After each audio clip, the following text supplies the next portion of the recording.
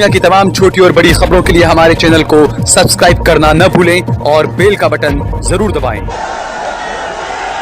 औज़ु बिल्लाहि मिनश शैतानिर रजीम, बिस्मिल्लाहिर रहमानिर रहीम, अस्सलामु अलैकुम व रहमतुल्लाहि व बरकातुहू। मजलिस इत्तेहादुल मुस्लिमीन के रियासत गुजरात के सदर मोहतरम जनाब साबिर साहब, बीटीपी पार्टी के रुकन असम्बली जनाब महेश भाई वसावा साहब, मेरे मजलिसी रुफ़ा मजलिस इत्तेहादुल मुस्लिमीन के बल्दी इलेक्शन अहमदाबाद के 21 उम्मीदवार, मेरे साथी रुकने पार्लिमान मोहतरम जनाब सैयद इम्तियाज़ जलील साहब, साबिक़ा रुकन असम्बली मोहतरम जनाब वारिस पठान साहब, महाराष्ट्र के मजलिस इत्तेहादुल मुस्लिमीन के साबिक़ा सदर व सीनियर लीडर जनाब सैयद मोइन साहब, मोअज़्ज़िज़ हाज़रीन इकराम, मेरी इज़्ज़तदार माँ और बहनों, मेरे गयूर नौजवान साथियों, मैं सबसे पहले आप तमाम का शुक्रगुजार हूँ कि आप तमाम ने अपना कीमती वक्त निकाल कर आज के इस इंतखाबी जलसे में शिरकत की। मोअज़्ज़िज़ हाज़रीन इकराम, मैं आज गुजरात की सरजमीन में मजलिस इत्तेहादुल मुस्लिमीन के एक इंतखाबी जलसे से आप तमाम से मुखातिब होने का मुझे एजाज़ हासिल हो रहा है और मैं शुक्रगुजार हूँ बीटीपी पार्टी के सदर मोहतरम जनाब छोटू भाई वसावा साहब का कि उन्होंने मुझे गुजरात आने की दावत दी। मेरी उनसे फ़ोन से पहली मरतबा बात हुई, मैं उनसे मुलाकात भी नहीं किया और बीटीपी पार्टी के सदर ने कहा कि आपको गुजरात आना चाहिए और आपको हमारे साथ मिलकर काम करना चाहिए। मैंने कहा कि यकीनन आपकी ये दावत को मैं कबूल करता हूँ और इंशाअल्लाह ताला हम गुजरात में आपके साथ मिलकर काम करेंगे। और आज अल्हम्दुलिल्लाह अहमदाबाद की इस तारीखी सरजमीन पर आप तमाम के दरमियान में खड़े होकर इस गुनाहगार को अपनी बात रखने का अल्लाह एक मौका इनायत फरमाया। मेरे अजीज दोस्तों और बुजुर्गों, हम अपने एक सियासी सफर का आगाज गुजरात में करने जा रहे हैं। एक छोटा सा कदम हमने उठाया है और हमको पूरा भरोसा है कि अल्लाह सुब्हानहू व तआला हमारे दिल का हाल और हमारी नीयतों से अल्लाह वाकिफ है और अल्लाह हमारी मदद फरमाएगा। अल्लाह आपके दिलों में मजलिस की मोहब्बत को पैदा करेगा, क्योंकि किसी इंसान के दिल में मोहब्बत पैदा करना ये किसी इंसान के बस की बात नहीं होती है। ना कोई मुकर्रर अपनी वल्वलांगेज खिताब के जरिए किसी के दिल में मोहब्बत नहीं पैदा कर सकता। वो मजमे को लूट सकता है, अवाम अपनी जोश में आकर नारे लगा सकती है, मगर किसी इंसान के दिल में मोहब्बत पैदा करना ये सिर्फ रब्बे कायनात का काम है। और हमारा भी मकसद एक ही है कि जब हम गुजरात में मजलिस इत्तेहादुल मुस्लिमीन का क़याम अमल में ला चुके हैं, मैं आपको तयख्खुन दे रहा हूं, मैं आपको वादा कर रहा हूं, ये सियासी सफर सिर्फ एक इलेक्शन के लिए या असेंबली इलेक्शन के लिए नहीं है। इंशाअल्लाह ताला जब तक दुनिया कायम रहेगी, गुजरात में मजलिस इत्तेहादुल मुस्लिमीन का परचम लहराता रहेगा। मैं आपसे अपील करना हूं, एक दरमंदाना गुजारिश कर रहा हूं कि आप मेरा मत साथ दीजिए, न साबिर साहब का साथ दीजिए, बल्कि मैं सिर्फ आपसे एक दरमंदाना अपील कर रहा हूं कि आप अपना साथ दीजिए।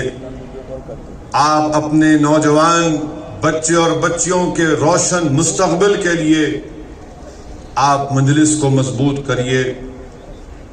मैं गुजरात को इसलिए नहीं आया हूं कि मैं आकर यहां पर अपनी मकबूलियत में इजाफा करूं या फिर अपनी अना की तस्कीन को हासिल कर सकूं।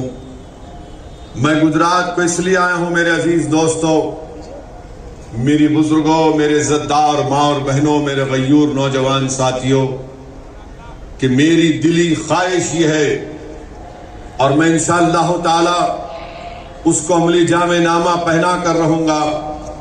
मेरी एक ही ख्वाहिश है कि मेरी आंख बंद होने से पहले मैं ये चाहता हूं कि इस तारीखी सरजमीन पर मुझसे काबिल सियासी कायदीन यहां पर पैदा हो जाएं, जो कौम और मिल्लत की सही रहनुमाई कर सके, सही रहबरी कर सके और बेबाक और बेखौफ होकर गरीब और मजलूम अवाम की आवाज बन सके, जो मजहब की बुनियाद पर तफरका नहीं करेंगे, जो ये नहीं देखेंगे कि कौन हिंदू है कौन मुसलमान नहीं है, जो ये नहीं देखेंगे कि कौन दलित है या आदिवासी है। उनके दिलों में एक धड़कता हुआ दिल होगा और उनकी आंखों में वही मजबूत होगा जो दुनिया का कमजोर होगा, जो मजलूम होगा, वो मजलिस के कायदीन की आंखों में उसकी मजबूती होगी। ये मैं करने आया हूं। मैं आपसे गुजारिश कर रहा हूं कि आप इस काम में मजलिस का साथ दीजिए। आपने बरसों मुख्तलिफ सियासी पार्टियों को वोट दिया, उनके लिए मेहनत की, उनके लिए जुस्तजू किया, मगर आज मैं आपसे अपील कर रहा हूं कि थोड़ी देर के लिए मुहासबा करिए, थोड़ी देर के लिए रुक कर सोचिए कि बरसों जिस पार्टी का आपने साथ दिया उसने आपको क्या दिया, आपने क्या हासिल किया बहैसियत एक कम्युनिटी के, बहैसियत एक कौम के, बहैसियत अहमदाबाद के रहने वालों के, बहैसियत एक मोअज़्ज़िज़ गुजराती के, आपने क्या हासिल किया आप सोचो। मुझसे बेहतर आप जानते हैं। और जो लोग ये कह रहे हैं कि असदुद्दीन अवैसी सिर्फ इलेक्शन में गुजरात और अहमदाबाद को आए हैं, वो नहीं जानते कि मैं 2002 में भी यहां पर आया था। एक बड़ी तादाद यहां पर नौजवानों की है। मैं 2002 में हैदराबाद से 25 डॉक्टर्स की टीम को लेकर आया था। 50 लाख की दवाएं मैं साथ लेकर आया था। और मैं ये नहीं भाई, मैं ये इसलिए नहीं बता रहा हूं कि आपके थालियों का मैं मोहताज हूं। मैं सिर्फ बता रहा हूं उन लोगों को पैगाम पहुंचे जो ये समझ रहे हैं कि मैं यहां पर किसी और मकसद के तहत आया हूं। हम लोग यहां पर आए, 2002 में कर्फ्यू था और मेरे साथ डॉक्टर्स थे हैदराबाद के, हमारे डेक्कन मेडिकल कॉलेज के। मेरे साथ मेरे बहुत ही करीबी दोस्त अबुल हसन पटनी थे, जो आज से 4 दिन पहले उनका इंतकाल हो गया। अबुल हसन मुझे लेकर आए, बोले कि चलो चलेंगे। और हम यहां पर आए थे, किसी एक मुस्लिम इलाके में एक 5 स्टार होटल खाली पड़ी हुई थी। उस होटल के मालिक ने हमसे कहा कि आप लोग रह जाइए, हम आपको सिर्फ नाश्ता खिला सकते। तो हम वहां पर थे। दरगाह हजरत शाह आलम रहमतुल्लाह अलैह में हमने मेडिकल कैंप लगाया था। और उस वक्त जमीयतुल उलमा के मरहूम खान साहब सदर थे, वो भी हमारे साथ थे। हम दरगाह शाह आलम में कैंप लगाए। 2-3 दिन उस मेडिकल कैंप में 10,000 लोग थे इस दरगाह शाह आलम में, जो लोग जिनका हर चीज लुट गया था, पिट गया था। उस दरगाह के अंदर 10,000 लोग रहते थे। मैं देखा हूं वो सब चीज, मैं जानता हूं वो नजारे। जब हमारा मेडिकल कैंप लगा, कम लोग आते थे। चौथे दिन ज्यादा लोग आ गए। और फिर 6-7वें दिन तो जो गवर्नमेंट का कैंप था उसमें कोई जाता नहीं था। हमने पूछा कि क्यों कम आ रहे हैं, इतने ज्यादा क्यों आ रहे हैं, वहां पर कम क्यों है? तो उस कैंप में रहने वाले गरीब और मजलूम अवाम जिनका सब कुछ लुट गया था, उन्हें कहा कि तुम्हारी दवाओं में असर है, और तुम्हारी दवा हम लेते हमको बीमारी हमारी कम हो जाती। हमारे पास हमारा जो फार्मासिस्ट था, मैंने उससे कहा कि ये माजरा क्या है, हम तो गुनाहगार आदमी हैं, वो अहले दिल की दुआएं हैं, उनकी नजर है कि किसी की मदद हो जाती, हम तो गुनाहगार हैं, हम तो वो नहीं है। तो उस फार्मासिस्ट ने उस वक्त की गुजरात सरकार की जो फार्मेसी थी वहां पर जाकर दवाओं को चेक किया, और उसने मुझे खामोशी से बाजू ले जाकर कहा कि असद साहब, जो दवाएं गुजरात की सरकार दे रही है वो 8 महीने पुरानी एक्सपायरी डेट की है। मैं देखा हूं इन चीजों को। जुहापुरा में एक दवाखाना नहीं खुला था, हमारे डॉक्टर्स को, सर्जन्स को वहां पर ले जाकर मैंने उन लोगों का ऑपरेशन करवाया जिनके हाथ और पैर पर जख्म थे। मेरे अजीज दोस्तों और बुजुर्गों, मैं उस वक्त तो ये मकसद से नहीं आया था, और आज भी मेरा वो में मकसद नहीं है। अगर कोई मेरी नीयत पर शक कर रहा है तो मैं उनको बताना चाह रहा हूं कि मैंने वो बुरे दिन देखे हैं, वो नजारे हमको आज भी याद हैं। अगर मैं बोलना शुरू करूं तो फजर हो जाएगी। बहुत से लोगों को हम जानते हैं, वो एक दर्दनाक दौर था, वो एक बेबसी का आलम था कि जब कोई किसी के हाथ पकड़ने को तैयार नहीं था। मैंने अपनी बहनों से उनकी दर्दनाक दास्तानें सुनी, मुझे याद है। तो अगर कोई ये कहता है कि ओवैसी अहमदाबाद या गुजरात को इसलिए आया है, तुम नहीं जानते मुझे। 2006 में बड़ौदा में एक दरगाह को खबर के साथ रोड वाइंडिंग में तोड़ दिया गया, फसाद हुआ था। मैं और उस वक्त के समाजवादी पार्टी के एमपी अबू आसिम साहब, हम दोनों यहां पर आए थे। बड़ौदा में एक याकूतपुरा इलाका है, पूछना जाकर वहां पर 10 ऐसे पेशेंट्स को ले जाकर मैंने हैदराबाद में उनका इलाज करवाया था। एक का पैर काटना पड़ा जख्मों की वजह से, तो हमने उसको मसनवी पैर लगाकर बड़ौदा भिजाया वापस। हमने काम किया, मगर जब आप हम पर उंगलियां उठाते हैं, सवाल हमसे करते हैं, तो आपका जवाब देने के लिए कह रहा हूं। यकीनन हम अकेले नहीं थे, बहुत सी फलाही तंजीमों ने काम किया, अल्लाह उन सबको सलामत रखे। मेरे अजीज दोस्तों और बुजुर्गों, एक बात आपको बताना चाहता हूं,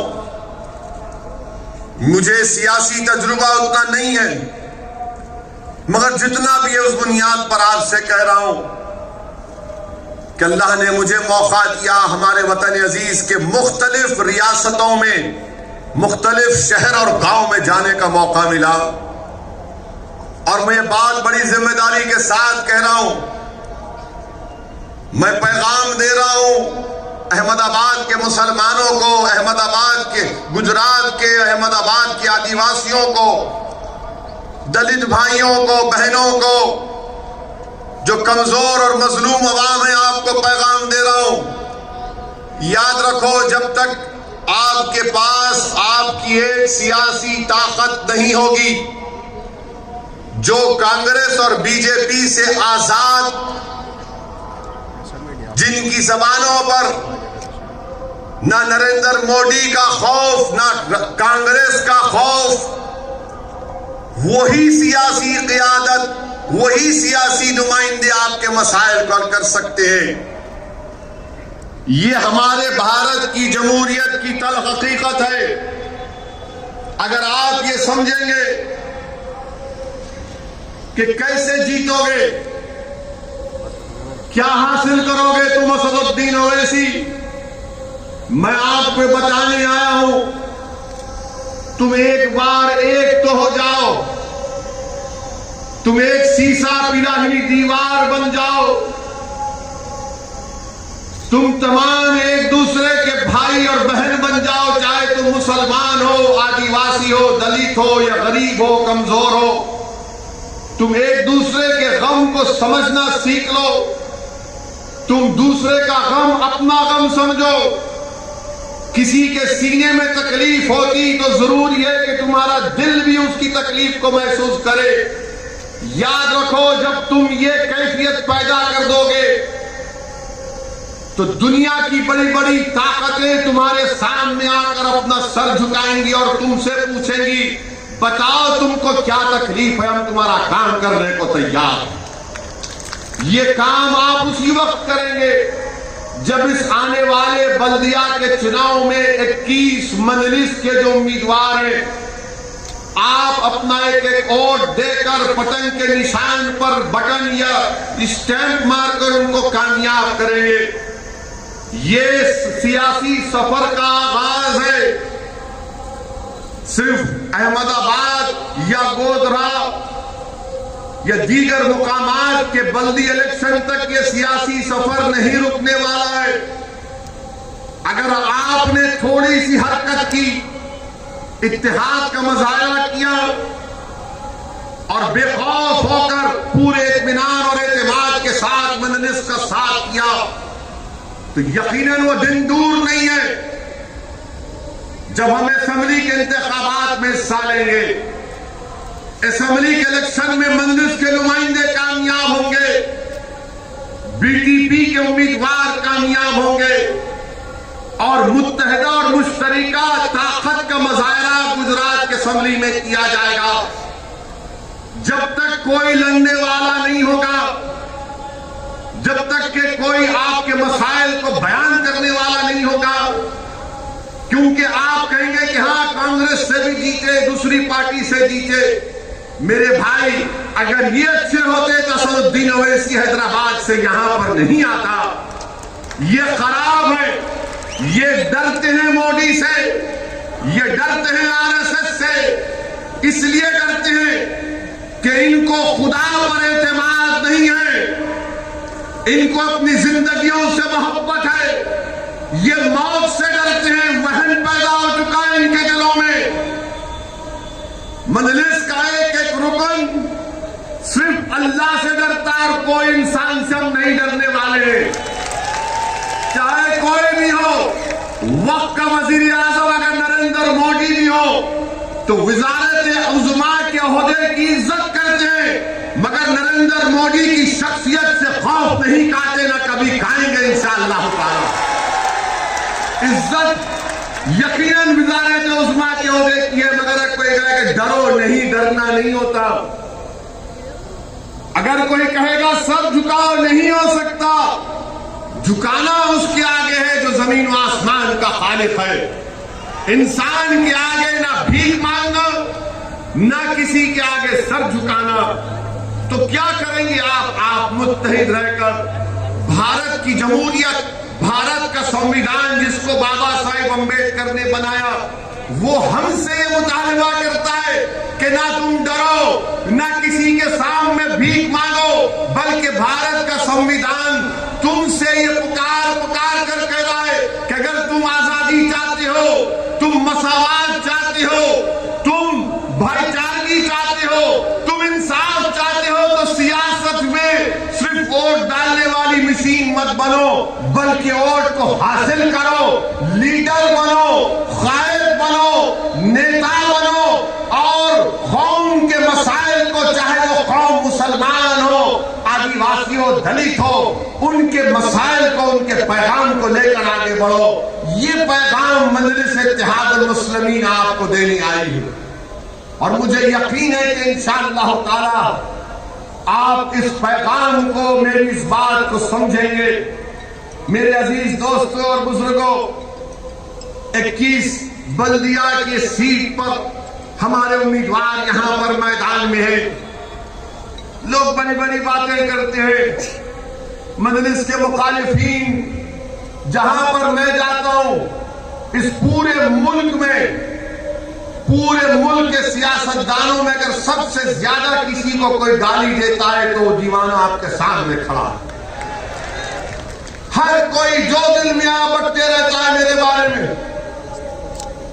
लोग मुझसे पूछते कि तुमको फर्क नहीं पड़ता। मैं उनसे कहता हूं कि हां, शुरू में पड़ता था, अब नहीं पड़ता। पूछिए अब क्यों नहीं फर्क पड़ता? इसलिए कि इज्जत देने वाला अल्लाह है, कामयाबी देने वाला अल्लाह है। ये इंसान लाख तो मुझे गाली दे दो, तुम मेरी तरक्की को, मेरी जमात की कामयाबी को नहीं रोक पाओगे।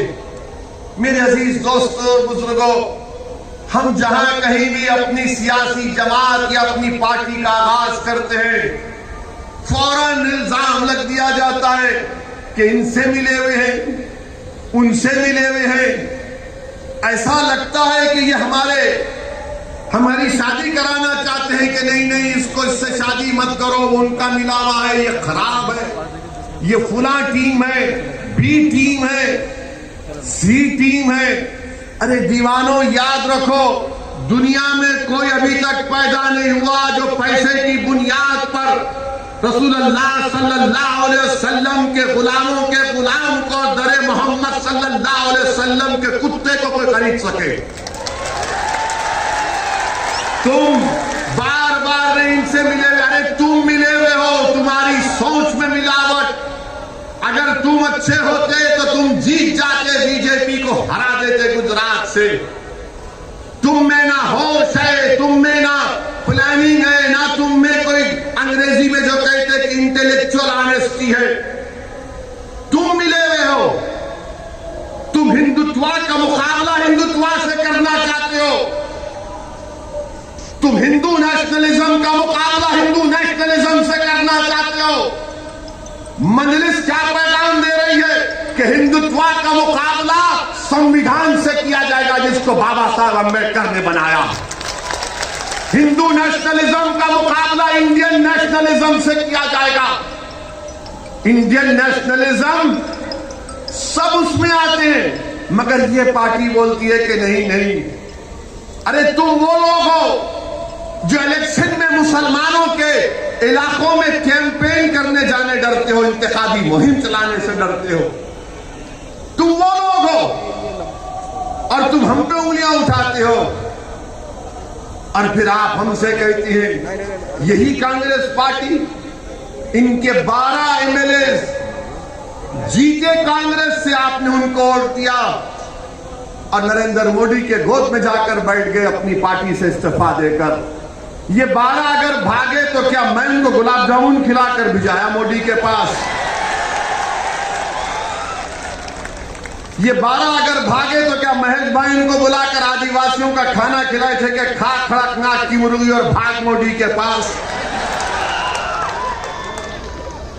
वोट आपने दिया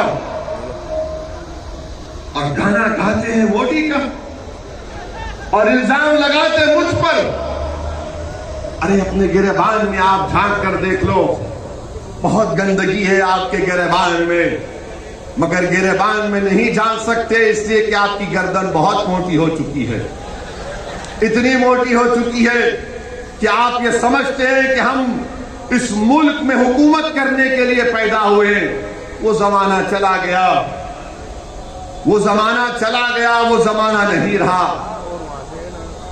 आप ये भी जानते हैं कि पार्लियामेंट के चुनाव हुए 2019 में, आप तमाम में कितनों ने बीजेपी को वोट नहीं दिया? हाथ उठाइए, डरिए मत।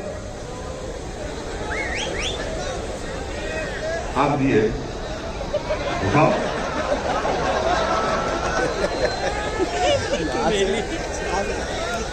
नहीं दिए ना?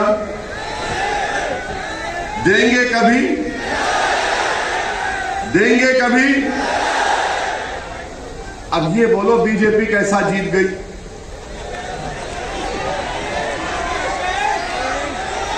कैसा जीती बीजेपी?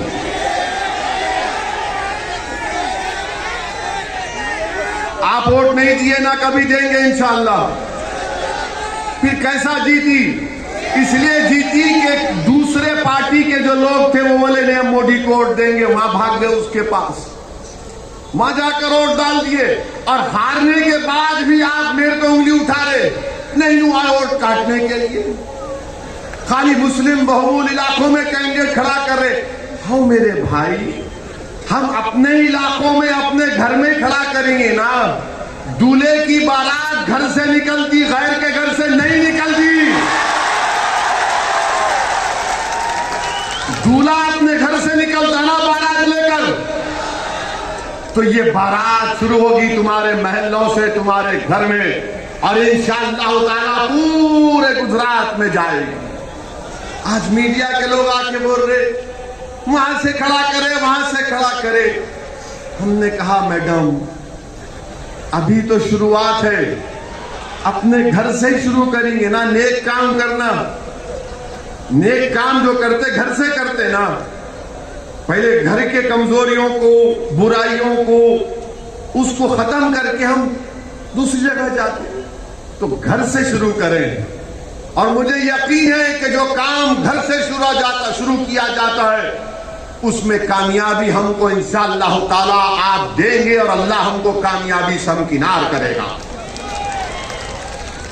मेरे अजीज दोस्तों और बुजुर्गों, यहां पर एक लंबी फहरिस्त है कि 375 गवर्नमेंट के स्कूल्स थे अहमदाबाद म्युनिसिपल कॉरपोरेशन में। ये जो लोग जीते आपकी ओर से, 150 ने स्कूल को बंद करवा दिया। 150 स्कूल बंद हो गए, जिसमें 60 गुजराती थे और 90 उर्दू मीडियम के स्कूल थे। ये भी क्या मेरे से पूछ के बंद हुए? आप में हिम्मत नहीं थी इन स्कूलों को खुलाने की, और फिर पीने का पानी दस्तयाब नहीं है। 50 साल 70 साल पुरानी सीवरेज ड्रेनेज की लाइन है, उस पर भी आपको कुछ करना नहीं है। ये रिवर फ्रंट है। मोदी जी, आपने रिवर फ्रंट तो बना दिया, मगर जो मुस्लिम और दलित इलाके हैं वहां पर कौन सा काम करवाया बताइए मोदी जी, आपकी पार्टी और क्या आपकी हुकूमत ने?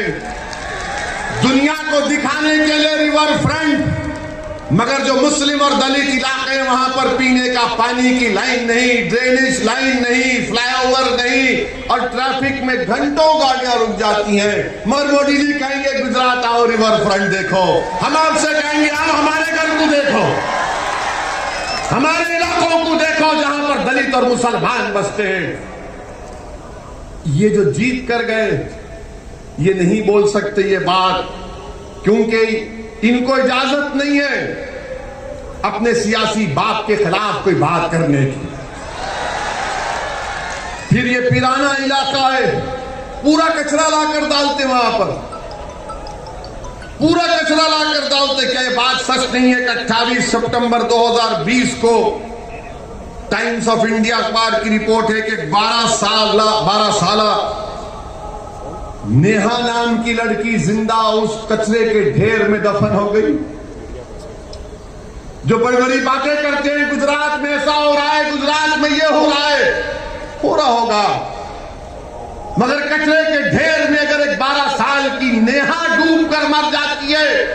अपने भाई के साथ गई। क्यों गई? वो इसलिए गई कि वहां पर खिलौने तलाश करना चाहती थी। कचरे के ढेर में नेहा 12 साल लड़की अपने भाई के लिए, अपने लिए खिलौने तलाश करना चाहती थी और अपनी जान खो दी। रिवर फ्रंट भी है और वो पिराना का कचरों का अंबार भी है। अब आपको कौन सी चीज पसंद है, आपको फैसला करना पड़ेगा। ये रिवर फ्रंट दिखने में बहुत अच्छा है, मगर मैं तुमसे कह रहा हूं, नजर वहां पर नहीं, नजर घर पर रखो। नजर घर पर रखो, घर के बाहर रखो। और हम आपसे वादा कर रहे हैं कि जिताओ मजलिस के 11 कॉर्पोरेटर को। इंशाअल्लाह ताला रिवर फ्रंट की तरह आपके महल्लों में तरक्की के काम कराएंगे। और अगर काम नहीं होगा और अगर सरकार काम नहीं करेगी तो असदुद्दीन ओवैसी आकर अहमदाबाद में धरना देगा, सत्याग्रह करेगा। ये गांधी की सरजमीन है। अहमदाबाद की रोड पर आकर मैं खुद बैठूंगा तुम्हारे साथ। मेरे अजीज दोस्तों और बुजुर्गों, फिर एक और इलाका मख्तमपुरा में हमारे कैंडिडेट सद्दाम हनीफ के वालिद ने बोरवेल के लिए जमीन दी, तो कांग्रेस के लोगों ने कहा नहीं, तेरी जमीन नहीं होना, हम बोरवेल लगाएंगे, उसका पैसा भी वसूल करेंगे और लोगों से पैसा लेंगे। हम जमीन देने तैयार सद्दाम के वालिद। ये इनका मामला है। 200 दुकानों को डिमोलिश कर दिया गया, कोई वहां पर नहीं गया। ये आपको समझना है इन चीजों को। अगर आपके नुमाइंदे कामयाब होते हैं तो आपके गम को, आपकी तकलीफ को समझेंगे, आपके लिए दौड़ेंगे, आपके लिए काम करेंगे। जब रिवर फ्रंट के लिए पैसा आए तो फिर इन गरीब मुस्लिम और दलित इलाकों में पैसा क्यों नहीं है? कोई पूछने वाला नहीं है, कोई लड़ने वाला नहीं है। मेरे अजीज दोस्तों और बुजुर्गों, इन चीज पर आपको गौर करके 21 तारीख को एक तारीखी फैसला आपको लेना है और अहमदाबाद के आसमानों में इंशाअल्लाह ताला अब आपको पतंग को पिलाना है। और सिर्फ हर जगह 21 तारीख के दिन लोग ये बता देना कि हाँ, हमारे महल्लों में, हमारे घर में, हमारे इलाकों में सिर्फ पतंग ही पतंग चल रही है, दूसरा कोई वहां पर नजर नहीं आना चाहिए। मेरे अजीज दोस्तों और बुजुर्गों, मैं एक बात शुरू में कहना चाहता था जो जहन से निकल गई। मैं अल्लाह से दुआ करता हूं कि उत्तराखंड में जो सैलाब आया है धौली गंगा नदी में, जिससे कई लोग अभी भी फंसे हुए हैं, हम अल्लाह से दुआ करते हैं कि उत्तराखंड में अल्लाह वो तमाम लोग जो उस सैलाब में फंसे, अल्लाह उन तमाम को राहत दे, अल्लाह उनकी जानों को बचाए। और हम अल्लाह से दुआ करते हैं कि अल्लाह जल्द से जल्द उनको उस तकलीफ और मुसीबत से निजात दे। मेरे अजीज दोस्तों और बुजुर्गों, एक और बात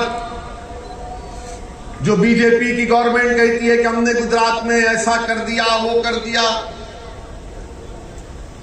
गुजरात की हाई कोर्ट 5 फरवरी को एक केस आया और उस केस में गुजरात हाई कोर्ट के 2 जजेस ने क्या कहा, मैं वो कारोबार करने वालों से कह रहा हूं जो बिजनेस करते हैं, माहिर है कारोबार में गुजराती भाई हमारे। गुजरात हाई कोर्ट में भारत एसिड एंड केमिकल एक केस गया जिसमें इस भारत एसिड एंड केमिकल के मालिक ने कहा कि मुझको जीएसटी के लोगों ने मुझे डराया, धमकाया और मुझसे कहा कि तुझको 9 करोड़ रुपये भरना पड़ेगा जीएसटी, और 33 घंटे उसको रोक के रख लिए। 8 दिन उसके घर में बैठे रहे।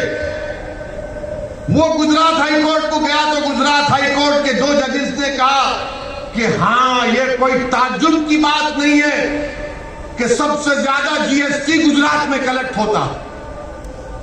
ये गुजरात हाई कोर्ट का जो लाइव लॉ वेबसाइट में रिपोर्ट हुआ है। 33 घंटे उसको रोक के रख लिए और उससे कहे कि तुम 9 करोड़ रुपए जमा कराओ। मोदी जी, ये कैसे हो रहा है गुजरात में? जीएसटी के नाम पर डराया जा रहा है, कारोबार करने वालों को कमजोर किया जा रहा है। ये गुजरात का, अब आप आ जाइए, बहुत लंबा रिकॉर्ड है इन लोगों का।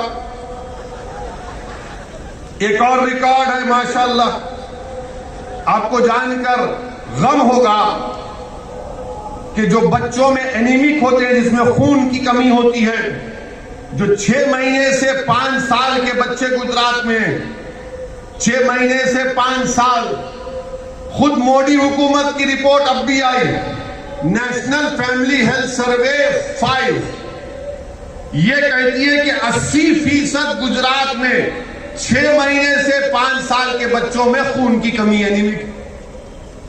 बताओ मोदी जी, ये कैसे हो रहा है?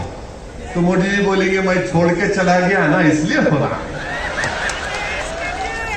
हो सकता भाई मजाक, मोदी जी खुद बोले कि कभी कभी ह्यूमर करना चाहिए, मजाक करना चाहिए, सीरियस मत लीजिए संघ परिवार वालों। फिर एक और बात, जो बच्चे स्टंटेड होते हैं, यानी जिनकी उम्र के लिहाज से हाइट होना कम, वेस्टेड यानी उनका वेट जो होना वो कम, वजन कम होता है, वो 38 से 39% हो गया। गुजरात तरक्की कर रहा है। जो हमारी बहनें जिस उम्र में आकर बच्चे पैदा करती है, 65% वो महिलाओं को एनीमिक है, खून की कमी है। गुजरात तरक्की कर रहा है। अच्छा, ये बोलते हैं कि वर्क पार्टिसिपेशन रेट कितना है मुसलमानों का? 61% है। कितना है हमारे हिंदू भाइयों का? 71% है। ये गवर्नमेंट ऑफ इंडिया का रिकॉर्ड है, मैं नहीं बनाया हूं। मैं संघ परिवार और बीजेपी से पूछना चाहता हूं, ये डिफरेंस क्यों है वर्क पार्टिसिपेशन रेट में? मुसलमानों का भी 71% होना चाहिए ना, क्यों नहीं करते आप? इसलिए नहीं करते कि कोई लड़ने वाला नहीं है, कोई पूछने वाला नहीं है। अच्छा, आपको मालूम कितने मुसलमान मैट्रिकुलेशन करते हैं गुजरात में? 26% खाली। इसका जिम्मेदार मैं हूं। जिसको आपने वोट दिया, पूछो उनसे कि 26% मैट्रिकुलेशन करेंगे। और फिर एक सेग्रीगेशन इंडेक्स है, पूरे भारत में अगर हिंदू और मुसलमान अलग रहते हैं तो अहमदाबाद में रहते हैं। क्यों रहते हैं बताओ? कि मैंने कहा मिलाओ ना मोदी जी, क्यों नहीं मिलाते आप? ये सेग्रीगेशन इंडेक्स कहता है। मेरे अजीज दोस्तों और बुजुर्गों, गुजरात में अमन है। ये कहते हैं, मोदी जी का नेशनल क्राइम रिकॉर्ड्स ब्यूरो का डेटा है, 2018 में 39 कम्युनल राइट्स हुए, 2019 में 6 कम्युनल राइट्स हुए। और गुजरात में सबका साथ, सबका विकास, विश्वास, ये बाजा बजाते रहते हैं। मोदी जी बीजेपी वालों को बोल दिए, सोने से पहले बोलो सबका साथ, सबका विश्वास, सबका विकास। सुबह उठे तो बोलो सबका साथ, सबका विकास, सबका विश्वास। 24 घंटे यही बोलते रहो। मगर क्या डिस्टर्ब एरियाज एक्ट क्यों है अहमदाबाद में? 40% क्यों है यहां पर? क्यों एक हिंदू मुसलमान को घर नहीं बेच सकता? क्यों एक मुसलमान हिंदू को नहीं घर बेच सकता? क्यों मुझे कलेक्टर से परमिशन लेना पड़ता? मेरी जायदाद है, मेरे बाप का घर है, मेरी मां का घर है। तुम कौन होते मुझे बोलने वाले किसको बेचूं या ना बेचूं? डिस्टर्ब एरियाज एक्ट लगा दिए। मैं अपना घर नहीं बेच सकता, कलेक्टर के पास जाकर भीख मांगना पड़ता है। यह संविधान के खिलाफ है डिस्टर्ब एरियाज एक्ट। हमारे दोस्त वकील अब्दुल हकीम केस डाले हैं हाई कोर्ट में कि संविधान के खिलाफ है, राइट टू इक्वालिटी के खिलाफ है, राइट टू लाइफ के खिलाफ है। ये प्राइवेसी जजमेंट आया सुप्रीम कोर्ट का, उसके खिलाफ है। मगर डिस्टर्ब एरियाज एक्ट कलेक्टर से अगर मैं तोहफा भी दे रहा हूं तो नहीं दे सकता हूं, गिफ्ट भी नहीं दे सकता हूं। आप कौन होते भाई? मगर ये सरकार जो बड़ी बड़ी बातें करती हैं, इनका काम सिर्फ बकवास करना, आवाम के दरमियान में नहीं रहना, कुछ काम काज नहीं। मेरे भाई, मैं आपसे अर्ज कर रहा था कि जो लोग लड़ते हैं, जो लोग जिद्दोजहद करते हैं, उन्हीं की बात सुना जाता है। आप बोलेंगे क्या, किसकी मिसाल दो? इसकी मिसाल ये है, इसकी मिसाल वो किसान है जो 2.5 महीने से पंजाब और हरियाणा के बॉर्डर पर बैठा हुआ है। इसकी मिसाल वो है, वो किसान जो आज वहां पर बैठा हुआ है वेस्टर्न यूपी के बॉर्डर पर, और 300 से ज्यादा मोदी सरकार के पास एमपी है।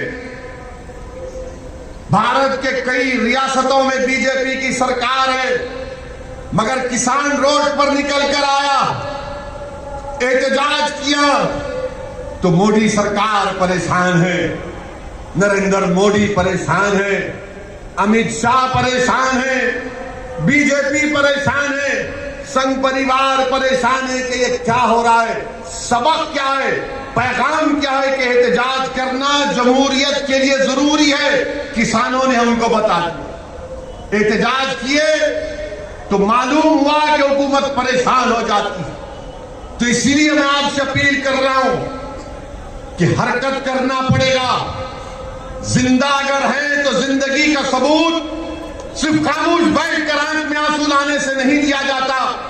जिंदा है और जिंदगी का सबूत देना है तो एहतजाज करना पड़ेगा, सदा एहतजाज को बुलंद करना पड़ेगा, जमीर की आवाज पर अपनी जबान से नारे लगाना पड़ेगा। अगर दिल जलता है तो अपनी जबान पर लाकर हुकूमत के ऐवानों में बताना पड़ेगा। नाइंसाफी नजर आती है तो उस नाइंसाफी का जमहूरी तरीके से खात्मा करना पड़ेगा।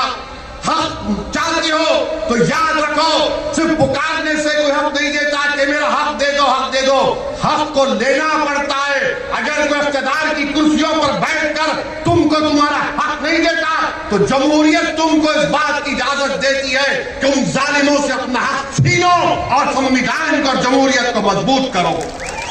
मेरे अजीज दोस्तों और बुजुर्गों, ये पैगाम मैं आपको देने आया हूं कि जहां तक किसानों की बात है, मैं अहमदाबाद से भी हमारे किसान भाइयों को पैगाम दे रहा हूं कि हम आपके साथ हैं। आपकी जिद्दोजहद हक बजानिब है, आपके मुतालिबात बिल्कुल सही हैं। जो 3 कानून नरेंद्र मोदी की सरकार ने बनाए वो भारत के संविधान के खिलाफ है। एग्रीकल्चर संविधान में स्टेट लिस्ट में आता है और नरेंद्र मोदी की सरकार को कोई अख्तियार नहीं था कि वो उस कानून को जो स्टेट लिस्ट में आता उस पर कवानीन बना सके।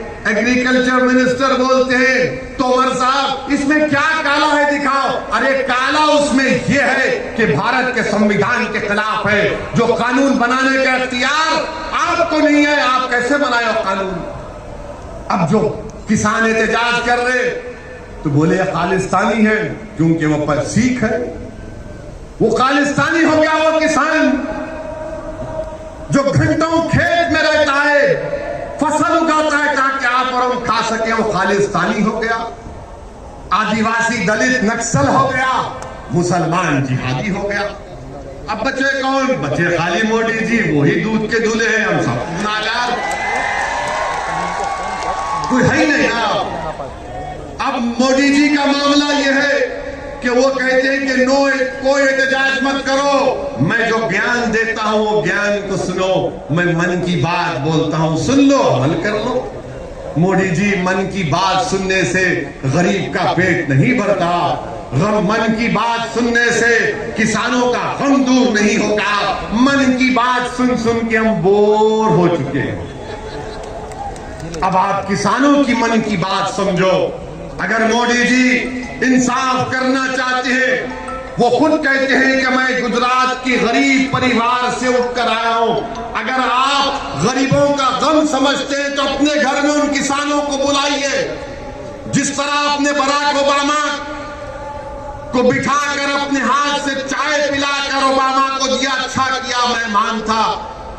जब आप मेहमान को बुलाकर चाय पिला सकते हैं, अरे ये तो भारत के किसान है ना मोदी जी, आप उनको बुलाइए अपने घर में, एक 10-12 को बुलाइए, चाय पिलाइए, उनको गले से लगाइए और सिर्फ इतना कहिए कि हम तुम्हारे गम को समझते हैं, अब तुम्हारे आंख में आंसू नहीं आएगा। देखो वो किसान आपको अपने गोद में बिठा लेगा, अपने सर पर बिठा लेगा। मोदी जी, आप किसानों के इस तकलीफ को आपकी हुकूमत को समझना पड़ेगा। लोग मुझसे सवाल करते हैं कि वो किसान का नेता रोया तो पूरे किसान जज्बात में आ गए। मेरे भाई, यही तो मैं कह रहा हूं कि जिसके अज़ाइम में सच्चाई होती है, जो इखलास की बुनियाद पर काम होता है, कुदरत उसकी मदद करती है। कोई सोच भी नहीं सकता था कि किसान उठेगा और किसान उठा है। अच्छा, ऐसा उठा है कि नरेंद्र मोदी की सरकार किसानों को रोकने के लिए कीले लगा दिए, कीले लगाए।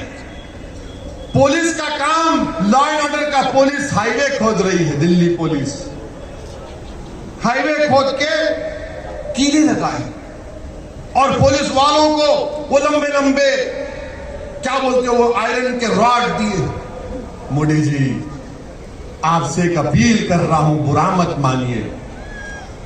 अगर यही कीले आप लद्दाख में लगा देते तो चीन की फौज नहीं आती। यही आप खोद के रख देते तो गलवान में PP-18 पे आज भी हम जाकर अपनी फौज को भिजा सकते थे। मोदी जी, वहां पर कीले नहीं लगाए आपने। क्यों नहीं किया आपने? लद्दाख में 18 भारत के सेना के लोग शहीद हो गए। प्रधानमंत्री, अगर 56 इंच का सीना है तो चीन को सबक सिखाना था। अब चीन क्या कर रहा है? 1000 स्क्वायर किलोमीटर जमीन जो भारत के एलएसी में चीन कब्जा करके बैठा है।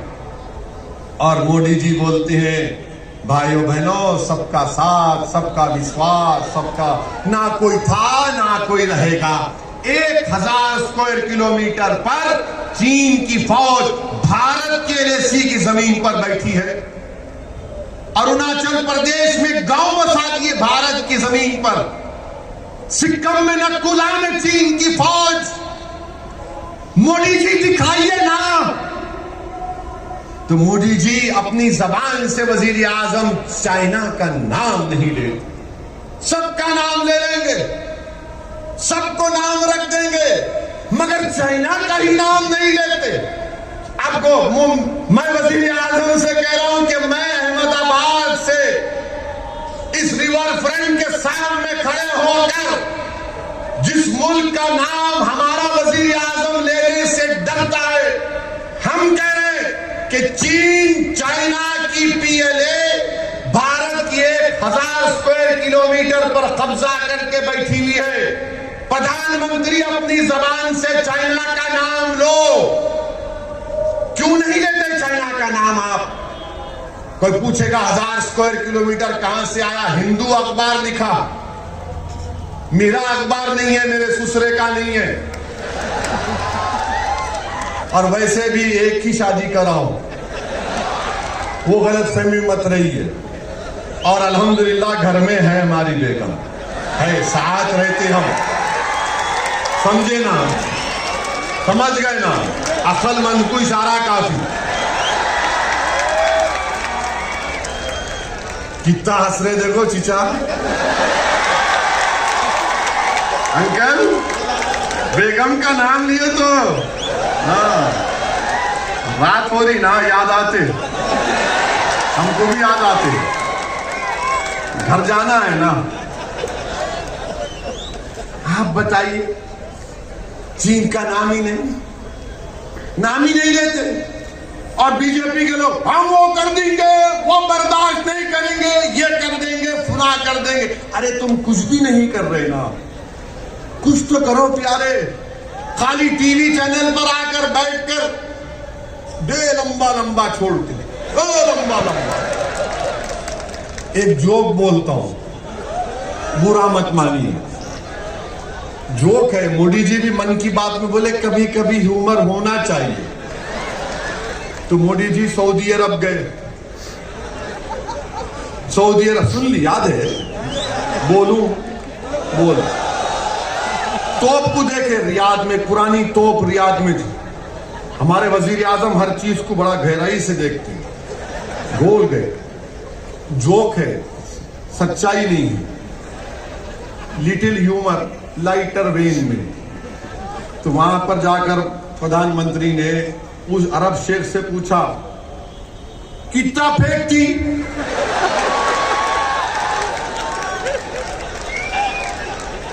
तो अरब शेख बोला, वल्लाही तुमसे कम फेंकती। जोक है, ह्यूमर है। मेरे को मालूम मीडिया के लोग बड़े नाराज हो रहे हैं, कैसा बोले? अरे भाई बोले, आप भी इंजॉय करो। वरना हमारे मीडिया के लोग कल सुबह 9 बजे से ओवैसी का भड़काऊ भाषण हुआ था अहमदाबाद में। देश के प्रधानमंत्री को बोला है, ऐसा बोलते जैसा कि इनके पप्पा को बोले। प्राइम मिनिस्टर है, मेरा भी प्राइम मिनिस्टर है, मेरा भी हक बनता है क्रिटिसाइज करने का। हम प्रधानमंत्री हैं तो खुदा नहीं है, हम क्रिटिसाइज भी करेंगे, सवाल भी पूछेंगे। मगर मीडिया के लोग कैसा बोले? वो अंग्रेजी में कहावत है ना, more loyal than the king. इनको बड़ी तकलीफ हो जाती मीडिया वालों। अब मार्च के बाद अपनी नौकरी की फिक्र करो। तुम्हारी नौकरियां जाने वाली हैं, अल्लाह तुमको बचाए। मार्च के बाद ये सब जाने वाले हैं, बहुत की नौकरियां जाने वाली, अभी जा रही है। फिर मीडिया के लोग जानते, देखो मुंडियां हिला रही, यूं कर रहे, बोल नहीं सकते ना, खाली ऐसा करे तो समझ जाना हाँ हम आपके साथ हैं। मार्च के बाद पूरी जाने वाली नौकरियां नहीं रहे। भारत बहुत बुरा हाल है। मोदी जी से आप पूछो देश की इकोनॉमी क्या हो रही मोदी जी? तो एक कार्टून है अखबार का, मैंने ही कराया हूं। वो कार्टून में मोदी जी का कार्टून है, फोटो है। लोगों ने सवाल किया क्या हो रहा है देश में? तो मोदी जी ने कहा, मित्रों जीडीपी दौड़ रहा है। तो जीडीपी क्या है? गैस की कीमत बढ़ गई, डीजल की कीमत बढ़ गई, पेट्रोल की बढ़ गई। मोदी जी कह रहे देखो जीडीपी दौड़ रहा है। अब ये तकलीफ किसी को नहीं हो रही। पेट्रोल की कीमत बढ़ते जा रही है, डीजल की कीमत बढ़ते जा रही है, और भी बढ़ गया। बजट आया तो रुकने का नाम ही नहीं है। मगर जो मोदी जी के भक्त हैं, नहीं क्या होता, हमारी गाड़ी में पेट्रोल नहीं, हमारी गाड़ी में हवा से चलती। मगर गरीब की गाड़ी तो हवा से नहीं चलती, गरीब की मोटरसाइकिल हवा से नहीं चलती, गरीब की गाड़ी मोदी की मोहब्बत से नहीं चलती, गरीब की गाड़ी पेट्रोल और डीजल से चलती। जिसको कारोबार करना है वो तो बर्बाद हो रहा है। लॉकडाउन लगाया आपने, अनकॉन्स्टिट्यूशनल लॉकडाउन। लॉकडाउन के लिए मोदी जी ने कहा रात में 8 बजे आए, मैं बोला गया काम। अब लोगों को हैबत होती, रात में 8 बजे वजीर आजम आए तो अब क्या करने वाले हैं भाई? बोले भाइयों बहनों लॉकडाउन कितने घंटे का टाइम दिया? 4 घंटे। 4 घंटे में लॉकडाउन हो गया। और लॉकडाउन लिफ्ट करने के लिए मोदी सरकार देती है आपको 8 दिन का टाइम। लॉकडाउन लगा, गरीब पिट गया, बर्बाद हो गया गरीब, नौकरियां चले गई, कारोबार बर्बाद हो गया, भूखमरी के शिकार हो गए लोग। आपको मालूम इनफॉर्मल सेक्टर में भारत में 10 करोड़ नौकरियां चले गई। करीब 25-30 लाख फॉर्मल सेक्टर की तनख्वाहें लोगों की कम हो गई। मगर कोई बोलता ही नहीं है ना। क्यों नहीं बोलते तुम? ये बात बताओ हमको। हम क्यों बोले, तुम क्यों नहीं बोलते? तुम्हारी जबानें क्यों रुकी हुई हैं बताओ? और पूरे मुल्क में कोरोना चल रहा, लॉकडाउन आपने गलत किया। जनवरी के आखिरी हफ्ते में पहला कोरोना का पेशेंट केरला में आया, इटली से आए थे। जब पूरा कोरोना बढ़ गया तो देखें किसको बलि का बकरा बनाओ, तबलीगी जमात को बना दिया। क्या कहा, ये तबलीगी जमात के लोग कोरोना जिहाद कर रहे हैं। माशाल्लाह मोदी जी, आपके लोगों ने तो कोरोना को भी कलमा पढ़ा दिया, अशहदु अल्ला इलाहा इल्लल्लाह व अशहदु अन्ना मुहम्मदुर रसूलुल्लाह। मैंने कोरोना को भी आपने मुसलमान बना दिया। क्या दिमाग है आप लोगों का, माशाल्लाह। अल्लाह नजर बद से बचाए, ये दिमाग और बढ़ता रहे। तबलीगी जमात के लोगों को ले जाकर पकड़ कर वहां डाल, यहां डाल, और टीवी पर तो माशाल्लाह रोज टीवी। ये तबलीगी जमात के लोग किए, इन्होंने कोरोना फैलाया, इनकी वजह से कोरोना फैला। और हमारे हिंदू भाइयों को ये बता दिया, देखो मुसलमानों की वजह से कोरोना फैल गया। और हमारे हिंदू भाई बेचारे शरीफ हैं, मोदी जी जो बोलते यकीन कर लेते। अरे हो सकता भाई ये चेहरे पे टोपी, सर पे दाढ़ी, कुर्ता पैजामा, टखने के ऊपर पैजामा, हाँ ये करे होंगे, इनको क्या जरूरत थी। अरे बीमारी का कब से मजहब होता है बताओ। जहां जहां मुकदमा डाले, कोर्ट ने निकाल कर फेंका, मुंह पे तमाचा मारा उन लोग और कहा कि नहीं, तबलीगी जमात या उसके जिम्मेदारान कोरोना फैलाने के जिम्मेदार नहीं है। एक के बाद एक कोर्ट ने कह दिया। जब पूरे मुल्क में तबलीगी जमात पर इल्जाम लगाया जा रहा था, तो एक ही दीवाना था जो टीवी पर जाकर कह रहा था कि नहीं, बीमारी का कोई मजहब नहीं होता। वो कौन था? असदुद्दीन ओवैसी था। कोरोना जिहाद, लव जिहाद, जमीन जिहाद, अब तो कॉमेडी जिहाद भी हो गया। हर चीज को जिहाद से जोड़ते। ये लव और जिहाद कहां से आ गया बाबा? मोहब्बत तो अंधी होती ना। बहुत से लोग किए होंगे, सार से चीखा मार रहे। करना भी चाहिए, बगैर मोहब्बत के कोई इंसान नहीं रहता, याद रखो। अल्लाह हमको जज्बात किया, मोहब्बत करना जरूरी है। और सबसे पहली मोहब्बत करना है तो रब्बे कायनात से करना है। मोहब्बत करना है तो रहमतुल आलमीन सल्लल्लाहु अलैहि वसल्लम से मोहब्बत करना है। जब तुम इनसे मोहब्बत करोगे, सारी दुनिया तुमसे मोहब्बत करेगी। मगर हम लोग क्या है, उसको देख, इसको देख, अबा क्या तक प्यारे, बदलो, तब्दीली पैदा करो। मगर ये लोग लव जिहाद, लव जिहाद। अरे कहीं का लव जिहाद बाबा? या खाने को खाना नहीं है, नौकरियां नहीं है, मगर आप लव जिहाद, कोरोना जिहाद। क्या कर रहे हैं आप देश में? कितनी नफरत फैलाएंगे मुसलमानों के बारे में? नहीं ये करे, अरे क्या करे बताओ ना तुम। क्या कोई कोरोना से जिहाद करता है? लखनऊ में आंध्र प्रदेश की एक जमात गई, जिसमें हमारी एक बहन थी, ले जाकर एक कॉलेज में बंद कर दिए, हामिला थी। वो कह रही है कि देखो मुझे बच्चा हो सकता है, पानी छूट रहा है। आकर धक्का दिए, उसका हमल साकित हो गया। बताओ आप, कई वाकयात है। किसी एक रियासत में एक बच्चा गया, उसको हर पूरे लोग टीवी पर देखकर बोले तू तबलीग का है, तबलीग का है। वो बेचारा तन आकर खुदकुशी कर लिया। आप बताइए देश कहां जा रहा है? कितना आप नफरत फैलाएंगे? मोदी जी, मैं आपसे एक मोटा सवाल कर रहा हूं, आपकी सरजमीन में खड़े होकर। चाइना आज इस वक्त चाइना की फौज 2020 में क्यों भारत में घुसी? मोदी जी, कभी आपने सोचा?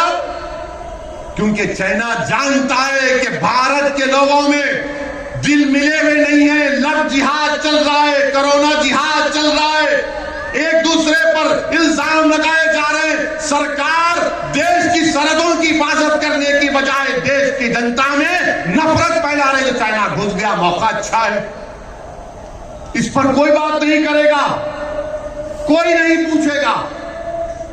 हद तो यह हो गई कि एक लड़के को मध्य प्रदेश के जेल में उसको सुप्रीम कोर्ट ने बेल दिया।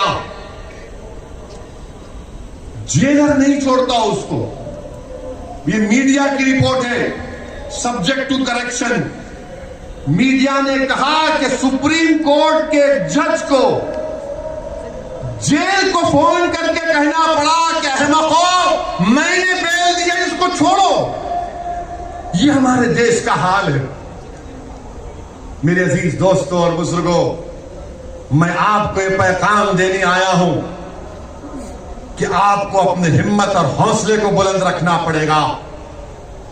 मैं नौजवानों से और नौजवानों के जिम्मेदारों से अपील करने आया हूं कि हम अपने नौजवानों की जवानी को रोड पर बर्बाद होने से बचाएंगे। हम अपने नौजवानों को जेल की सोबतों से बचाएंगे।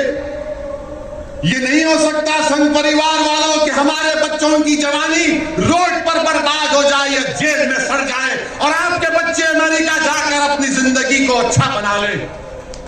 अब जवानी को बचाएंगे, उसको एक सही राह पर लेकर जाएंगे, जीने के मकासद समझाएंगे, जिंदगी उसूल पर गुजारने की तरगीब करेंगे। अब ये नहीं हो सकता संघ परिवार के लोगों कि हमारी बच्चियों को तहफ़्फ़ुज़ ना मिले, उनको तालीम ना मिले और किसी और की बच्ची तालीम भी हासिल करे और तहफ़्फ़ुज़ भी मिले। अब हम अपनी बच्चियों को तहफ़्फ़ुज़ भी पहुंचाएंगे, तहफ़्फ़ुज़ भी फराहम करेंगे, उनको तालीम याफ्ता भी बनाएंगे। ये उस वक्त होगा मेरे अजीज दोस्तों और बुजुर्गों जब आप मुत्तहिद रहेंगे, जब आप मुत्तहिद रहेंगे, अपने के वोट को समझकर इस्तेमाल करेंगे और तभी जाकर आपको कामयाबी मिलेगी। मेरे अजीज दोस्तों और बुजुर्गों, लोग पूछेंगे कि अगर साबिर की क़यादत में छोटू भाई वसावा के साथ मिलकर कामयाबी मिल जाती है तो क्या होगा? मेरे भाई, कामयाबी अगर मिलेगी ना तो कभी पार्लियामेंट को देखना हम दोनों को। 540 के ऐवान में 2 ही दीवाने बैठते हैं, बाकी के सब अक्लमंद हैं। और जब दोनों में से कोई एक खड़ा होता है तो सबके दिलों की धड़कन बढ़ जाती। क्या बोलेगा ये, देखो क्या बोलेगा ये, क्या बोला। मेरे भाई, वो मिजाज पैदा करना है। जब ट्रिपल तलाक का कानून आया तो किसने दस्तूर आईन के हवाले देकर बताया कि कानून खिलाफ है, दस्तूर के खिलाफ है। अब आपने देख लिया ना, दुनिया ने देख लिया कि मैं जब कह रहा था कि शादी एक सिविल मैटर है, उसमें क्रिमिनल कानून नहीं लगाया जा सकता, तो ये नाम निहाद जो लिबरल किस्म के लोग हैं, अरे आप क्यों जुल्म कर रहे हैं मुस्लिम औरतों पर। अरे मेरे भाई, मेरी बहन, मैंने कहा शादी जो है इस्लाम में कॉन्ट्रैक्ट है, जन्म जन्म का साथ नहीं है, कॉन्ट्रैक्ट है। इसमें क्रिमिनल कानून कैसा लेकर आते आप? मगर अब क्या हुआ, लव जिहाद का कानून बना दिए और ये कानून ये बना दिए कि अगर कोई लव जिहाद के जरिए शादी करता है तो 5 साल 10 साल की सजा उसमें। अब मेरे को आके बोल रहे नहीं हो ऐसी, आप सही कहे थे, मैं देखा आप फायदा क्या है, नुकसान पहुंचाने के बाद आज आप आकर कह रहे हैं। मेरे अजीज दोस्तों और बुजुर्गों, अगर हिम्मत है, हौसला है, CAA का कानून 540 का ऐवान है। किसने नरेंद्र मोदी के 303 MPs के सामने उस CAA कानून को ये कहा कि भारत के संविधान के खिलाफ है, ये मजहब के नाम पर नाइंसाफी करता है, राइट टू इक्वालिटी का वायलेशन है। किसने कहा कि जिस तरह महात्मा गांधी ने गोरों की जो हुकूमत ने कानून बनाया था अफ्रीका में, तो गांधी ने गोरों के सामने उस कानून को फाड़ कर जलाया था। तो मैंने मोदी सरकार की हुकूमत के सामने वो काम किया, कहा कि जिस तरह गांधी ने काम किया, मैं मोदी तुम्हारे कानून को फाड़ता हूं आज पार्लियामेंट। ये काम कोई नहीं किए, हम कानून को फाड़े। मकसद क्या था कि पैगाम जनता को मिले कि तुम्हारा नुमाइंदा बैठा हुआ है लोकसभा में, गूंगा बनकर नहीं बैठा है, अंधा बनकर नहीं बैठा है, बल्कि हरकत करने बैठा है, लड़ने के लिए बैठा है। अगर आज गुजरात की असेंबली में विधानसभा में छोटू भाई वसावा के साथ आपके नुमाइंदे कामयाब होकर जाएंगे तो इंशाअल्लाह ताला गुजरात की विधानसभा की दरों दीवारों को हिला के रख देंगे। और कैसे हिलाएंगे? तुम्हारे मसाइल बयान करके, इंसाफ का मुतालबा करके। मेरे अजीज दोस्तों और बुजुर्गों, इस सरजमीन पर बसने वाले आप तमाम को मैं सलाम करता हूं। आपने बहुत तकालीफ बर्दाश्त किए, आपने बहुत से मसाइल और मुश्किलात का सामना किया, आपने खाक और खून के दरियाओं से आपको गुजरना पड़ा, आपके सरों पर काले बादल मंडलाते रहते हैं। मगर मैं आपको पैगाम देने आया हूं हैदराबाद की आवाम की तरफ से, मैं आपको पैगाम देने आया हूं। बिहार का वो भारत का सबसे पसमानदा इलाका सीमांचल है। मैं आपको पैगाम देने आया हूं उत्तर प्रदेश के उन गरीबों की तरफ से, मैं आपको पैगाम देने आया हूं महाराष्ट्र के उन गयूर लोगों की तरफ से कि गुजरात की सरजमीन पर बसने वालों, तुम अकेले नहीं हो, हम तुम्हारे साथ खड़े हैं इंशाअल्लाह ताला। इस लड़ाई में तुम अब अकेले नहीं होगे। तुम्हारी आंख में आंसू आएगा तो हमारी आंख में भी आंसू आएगा, तुम्हारे सीने में तकलीफ होगी तो हमारे सीने में भी हम उसकी चुभन को महसूस करेंगे। तुम्हारे तलवों में अगर कोई कांटा चुपेगा तो यकीन जानो हमारे तलवों में भी दर्द होगा। तुम्हारी तकलीफ तुम अब अकेले नहीं सहोगे। इंशाअल्लाह ताला हम सब मिलकर इन नाइंसाफियों के दौर का खात्मा करेंगे। और भारत का संविधान आपको इस बात की इजाजत देता है।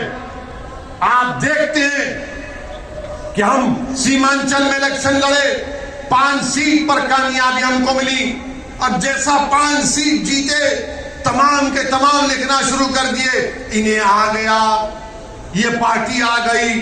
अच्छा, हमको ले जाकर जिना से मिलाते, दूर दूर तक ताल्लुक नहीं है। जिना भारत को छोड़ के भाग गए।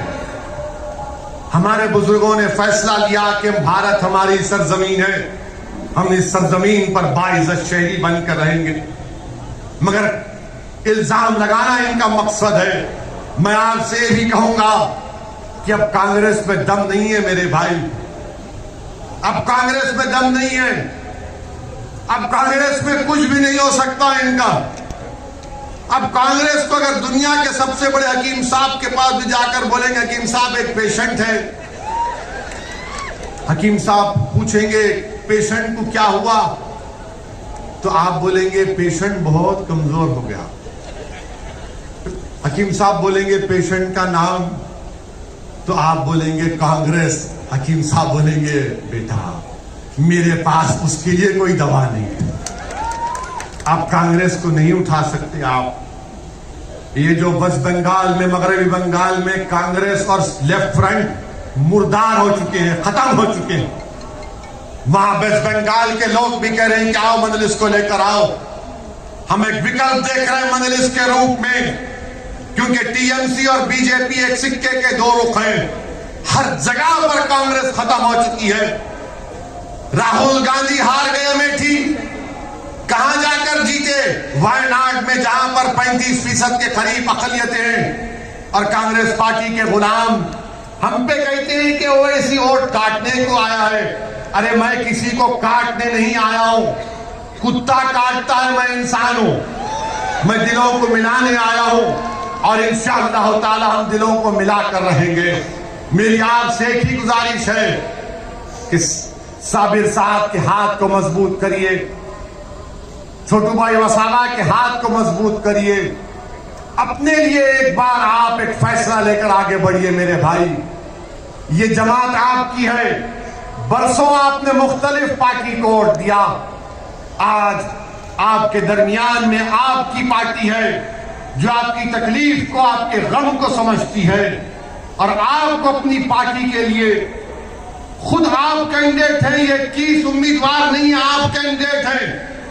इसीलिए मैंने कहा कि बारात तुम्हारे घर से निकलेगी, आपके घर से निकलेगी। आपको अपने पूरे अफराद खानदान को लेकर 21 तारीख को जाना है पोलिंग बूथ को, अपना एक एक वोट का इस्तेमाल करना है और इंशाअल्लाह ताला गुजरात की सरजमीन पर हम एक नई तारीख रकम करेंगे इंशाअल्लाह ताला।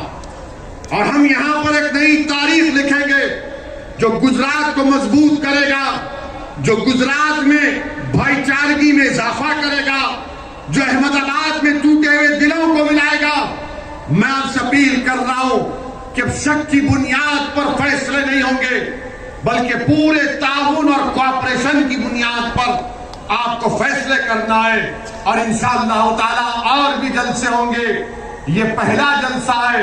इंशाअल्लाह ताला अहमदाबाद में मैं आपके घर में आऊंगा, आपके घर में बैठूंगा। अगर आप चाय पिलाए तो चाय भी पी लूंगा, अगर आप दूध पिलाए तो दूध भी पी लूंगा। अगर आप कुछ भी नहीं करे, सिर्फ मेरे सर पे हाथ रख दो, सिर्फ मुझे हिम्मत दिलाओ। और देखो ये दीवाना पूरे मुल्क में फिरेगा, आपकी बात करेगा। मुझे किसी चीज की जरूरत नहीं, अल्लाह जानता है। मैं जब तक जिंदा हूं, नाइंसाफी के खिलाफ लड़ना मेरी जिंदगी का मकसद है। मजलूमों का साथ देना मेरे जिंदगी का नज़्म है। इंसाफ के लिए लड़ना, यही लड़ते लड़ते चला जाऊंगा, क्योंकि अल्लाह मुझे बहुत कुछ दिया है। मगर जब ये नाइंसाफियों को देखता हूं, तकलीफ होती है, दिलमिलाहट महसूस करता हूं, गुस्सा आता है। मगर मेरे अजीज दोस्तों और बुजुर्गों, अब इस गुस्से को जमहूरी तरीके से हमको अपने मुकद्दर के फैसले करना पड़ेगा। मजलिस का साथ दीजिए, पतंग के निशान पर बटन दबाइए और 21 तारीख के दिन नौजवानों, पतंग के लेकर खींच मारते हुए जाना हर चीज को। कोई इंशाअल्लाह ताला आपकी ताकत, आपके जज्बे के खिलाफ कोई सामने नहीं करेगा। शुक्रिया। वाखिर दावन अल्हम्दुलिल्लाह रब्बिल आलमीन। आप देख रहे हैं देश लाइव, देश की आवाज।